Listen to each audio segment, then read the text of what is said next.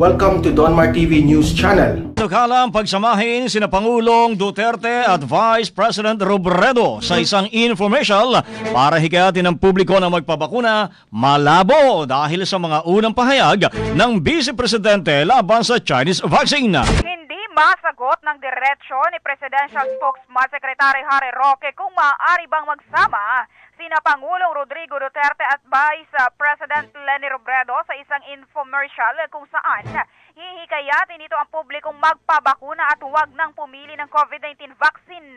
Ito ay matapos ang rekomendasyon ng isang senador na dapat magsanipuwersa ang Presidente at Vice Presidente para mapalakas ang kumpiyansa ng publiko sa mga bakuna. Ayon kay Roque, kung pagbabasihan ang mga nakalipas na pahayag ni Robredo, masyado umano nito pinulitika ang issue sa bakuna nang sabihin nitong dapat magkaroon ng choice ang mga matuturukan ng bakuna at question pa nga ng Vice President noon ang paggamit ng Chinese vaccine. Dahil dito kung kaya't hindi umano nakikita ng Malacanang na iendorso ang ganitong mga bagay ng Vice Presidente. Marahil kung magbabago ang mga pahayag ng ikalawang Pangulo ay posibleng pag-aralan umano ng Malacanang ang naturang ideya. Sinabi naman ni Attorney Barry Gutierrez sa tagapagsalita ng Vice Presidente na bukas sila na magkaroon ng infomercial ang dalawa kung magre-reach out ang kampo ni Pangulong Duterte sa kanila. Ang nagsulat, ma'am, dito, hindi ka sinali. Bugbugin na lang natin.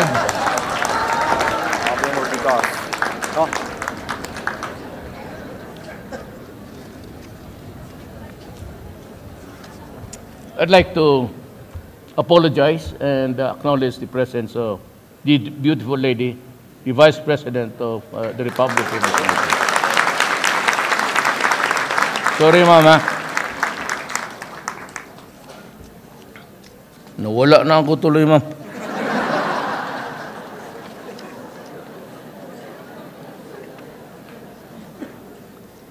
Sabi ng iba, bakit ba kasi untouchable ba ang family name ni Madam Amy? Oo, marami magagalit.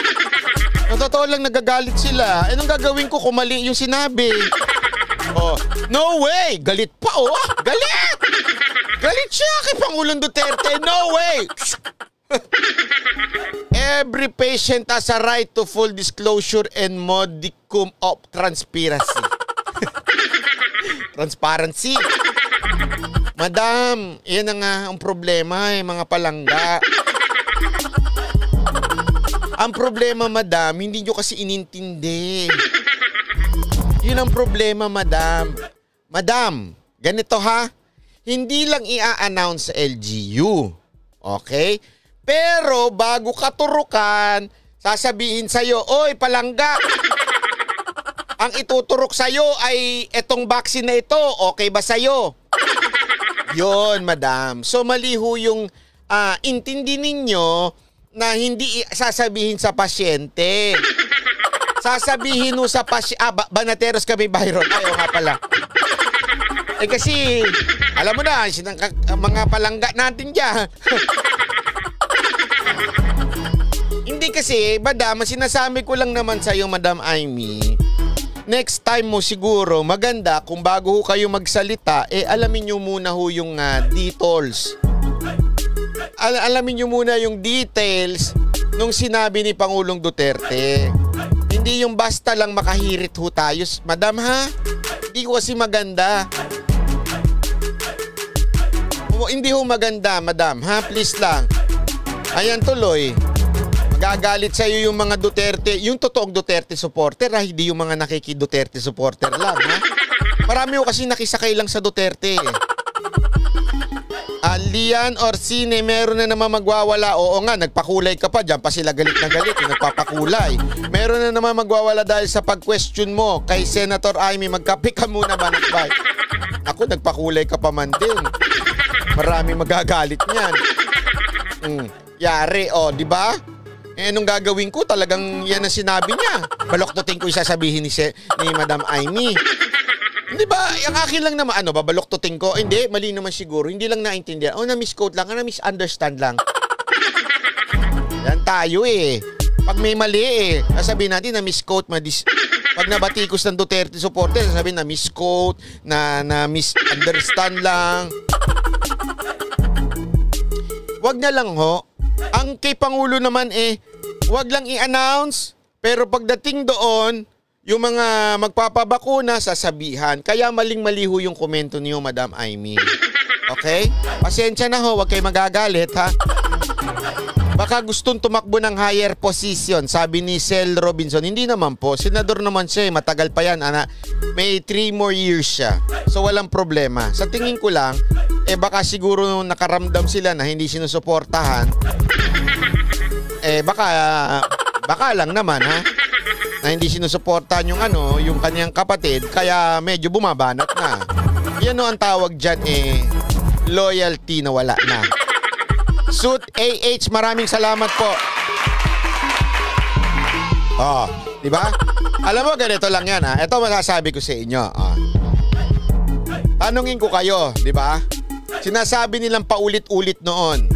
Ang argumento nila noon, galit na galit sila kay Cayetano kasi binanatan nag-away si Cayetano at si BBM nung panahon ng debate ng vice presidentship. Natural.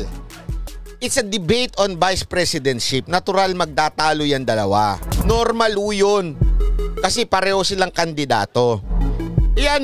Dinibdib nitong mga loyalista at sinabi nila na kesyo daw, ayan si Cayetano ay balimbing.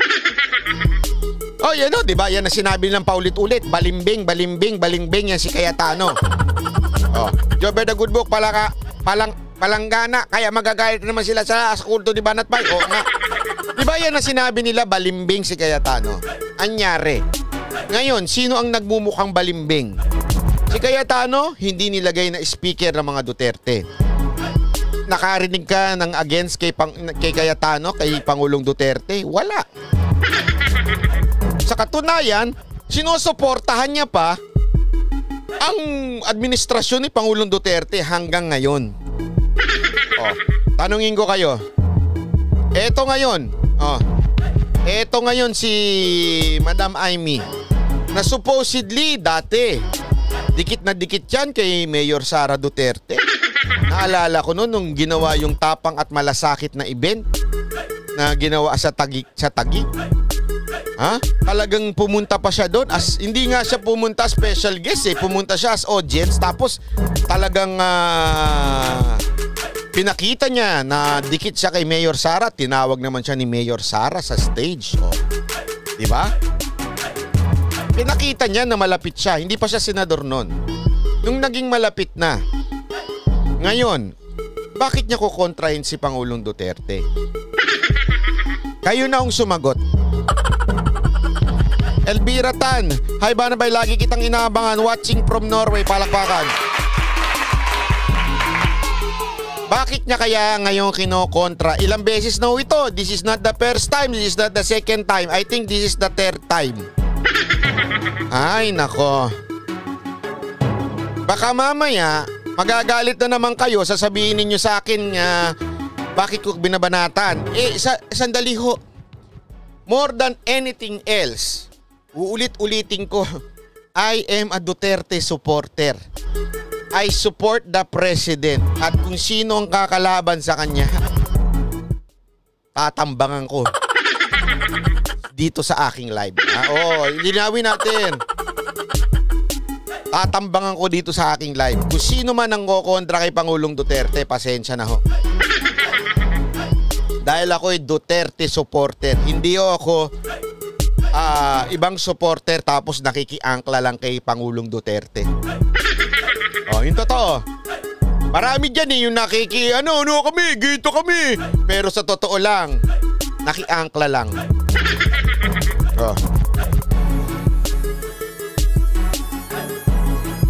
Tuloy natin to. Sino pa Sige nga ho, tanungin natin, sino ho ba yung mga kasama ni Madam Aimee na kumontra?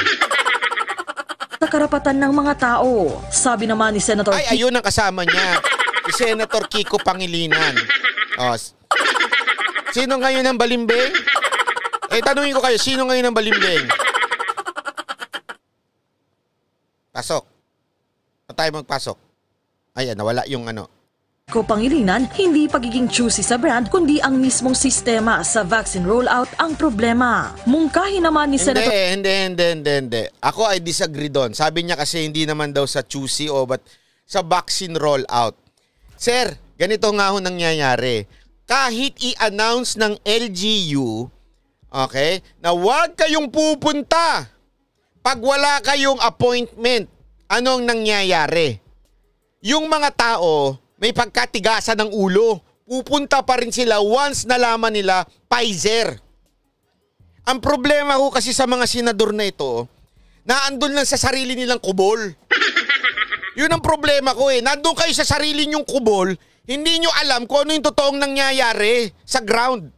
Sa ground, kahit i-announce ng paulit-ulit ng mga LGU, hoy, pag walang appointment, huwag kayong pumunta. Ano ginagawa ng mga LGU?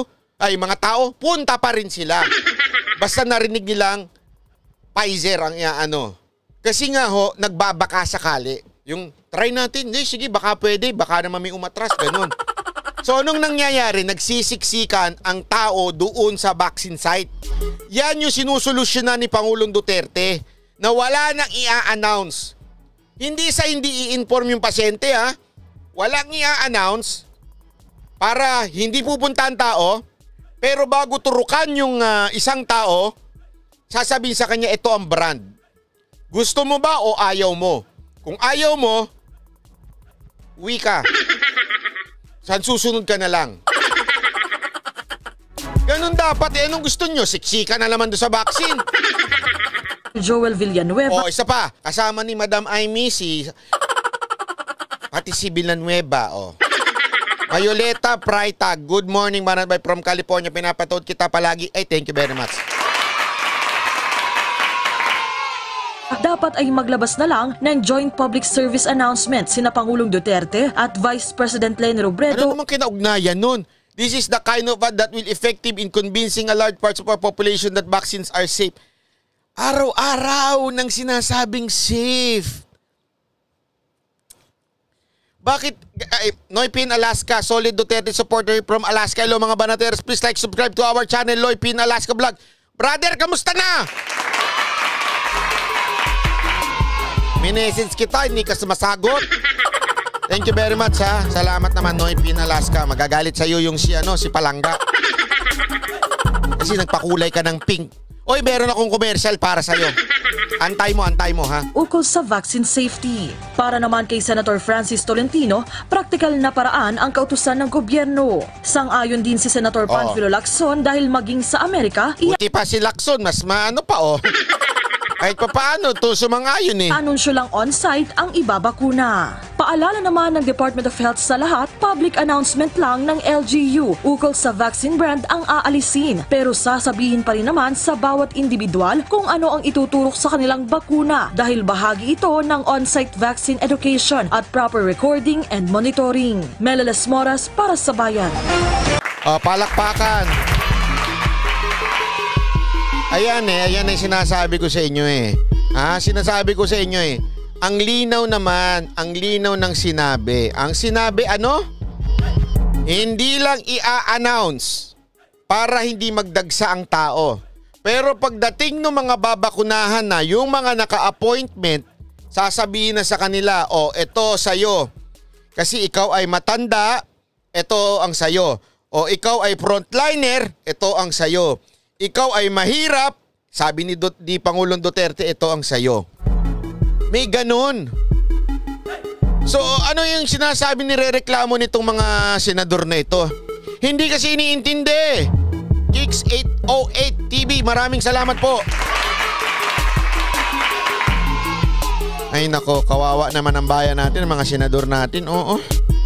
Ay nako, yung lola ko, sabi ni Michael Edward Fernando, Banatbay, Sinovac ang binakuna, 94 years old, safe and Sinovac. Oo nga. Hindi, alam mo sa totoo lang, kung talagang gusto ng solusyon itong mga senador dapat tumulong sila na wag i-demonize ang Chinese vaccine. Dapat kasi tulungan na lang nila ang gobyerno na wag hindi ko sinasabing hindi nila tinutulungan Ang sinasabi ko, dapat tulungan.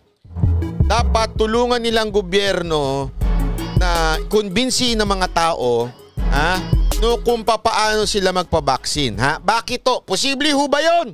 Yan ang tanong ninyo. Posible ho ba yun? Posible. Etong mga business sector, ginawa yan. Papakita ko sa inyo ginawa nilang tumulong na makumbinsi ang mga taong magpabakuna. Kung yung mga business private sector na yan, yung private business sector na yan, o yung mga negosyante tumutulong para makumbinsi ang mga Pilipino magpabakuna, bakit ito mga senador hindi gawin? Diba? Kaya nakakabuwisi talaga yung mga senador. Ito, panoorin ninyo. Samantala, handang magbigay ng food discount ang ilang restaurant sa mga nababakunahan na po kontra COVID-19. Layo nito na mahikayat ang publiko na magpabakuna na. May ulat si Naomi. Madaling salita, ito mga restaurant ba, ito mga businesses nito, magbibigay sila ng discount pag ikaw nabakunahan ka. Di ba? Palakpakan. Buti pa ito mga private na negosyante na ito tumutulong. Ito mga senador, anong ginawa? Kumontra kay Pangulong Duterte. Tiburcio. Nakiisa ang pribadong bibati po na natin si Nika Geye, Solid Duterte from Israel. Madam, ingat po kayo dyan, sa kampanya ng pamahalaan na mapabilis ang pagkamit ng herd immunity laban sa COVID-19. Sa laging handa public briefing, imbis sa karaniwang information campaign, kinumpirma ni Trade Secretary Ramon Lopez na may ilang restaurant na pinaplanong magbigay ng diskwento sa mga mababakunahan laban. Alam mo, tuwan-tuwa ako dito. Ang galing ng gumawa nito, Hindi, kasi malaking bagay yung sabihin lang ng isang negosyo, yung restaurant, na sabihin mo na 10% discount o kung ano man 5%. Malaking bagay o kaya food libreng biskwit, di ba? Ay, naalala ko yung biskwit ko. May libre kang kunwari kahit nga libreng dessert, libreng dessert o libreng kape. Pag nabakunahan ka, papakita mo, di ba ang galing? Pag napakita mo yung vaccine na kung ano man yung tawag doon, vaccine card, at papakita mo, bigyan ka ng libreng kopi, bigyan ka ng libreng soft drink, libreng iced tea na puro asukal, di ba? Libreng cake, di ba? Ay, banat, gagawin ko yan bukas milk tea ko, 50%. Ay, grabe naman. 50% pag may vaccine na. Pag naman ganun, 50%, wala ka nang kinita. Kung ako lang may negosyo, bibigyan ko ng discount, pag nagpa-vaccine ng mga tao, di ba? Ewan ko ba bakit yung mga senador natin ang tatalino, naturing ang matatalino. Pero walang magawa. Walang maitulong. Ano bang ang ginagawa nila? Wala. Binabanata lang nila si gobyerno, si Duterte. Sa COVID-19. Like the restaurants group, sabi nila yung mga iba pang miyembro nila will give different levels of discounts. The proposal, I think some may be implementing this already. Ako nga, alam mo, sa totoo lang, ako suggestion ko, Secretary Art Tugade, pagka meron ng, ang tawag doon, yung first vaccine, baka naman pwede sa mga trend, medyo may bawas. Less, alam mo, malaking bagay na ho yun. Baka naman pwede, Sik Tugade, kung pwede lang naman, hindi ko alam, syempre, kikwentahin nyo din yan. Diba? Pwedeng magkaroon sila ng discount pag sumakay ng MRT, LRT o kaya ewan ko lang sa bus kasi ang bus private Pwede sa LRT, MRT, diba? Bigyan nyo sila ng discount pagka meron na silang diba? Ang ganda sana kung nakikipagtulungan ng mga opisyal at mga senador natin. Boto-boto kasi kayo ng apelido Yan ang hirap sa inyo. Bumoboto kayo dahil sa apelido, hindi dahil sa kakayanan. At yun po ay sa private sector initiative para talagang mahikayat na magpapakuna na yung hindi pa nagpapabakuna.